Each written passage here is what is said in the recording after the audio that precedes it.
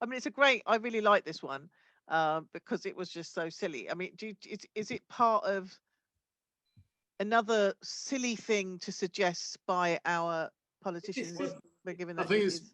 I mean, for me, it comes down to the fact that the government's response, the government's sort of cash injection into society to help us deal with coronavirus has been very unevenly distributed. So people who've got like normal jobs who, get put on furlough, get put on 80% of their salary, which can be, if you've got a proper job. When I had a proper job, it was a tasty salary. I would have loved, oh my God, if I could have months not doing it and get 80% of my salary, that'd be the fucking dream. You know what I mean? If I'd known this was coming, I would have totally stayed in my job.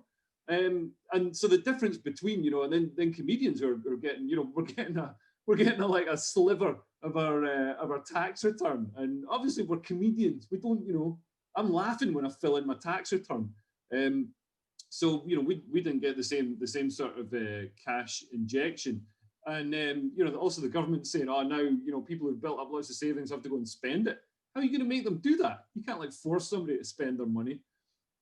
I think a lot of people are going to be that have saved up lots of money are going to be like opening pubs and things, opening cafes, and realizing that having a proper job is actually a lot easier than following your dream and being self-employed.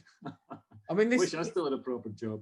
I've just realised that this venture is splash out to help out essentially, because that's what he wants, And there are people that would have gone to restaurants on a regular basis that who probably can afford to kind of inject that money back in the economy. I mean, he's got a point. I don't think it's that silly, but I think it might be a bit naive to expect some of us in certain thresholds to suddenly be going out and like spaffing our cash.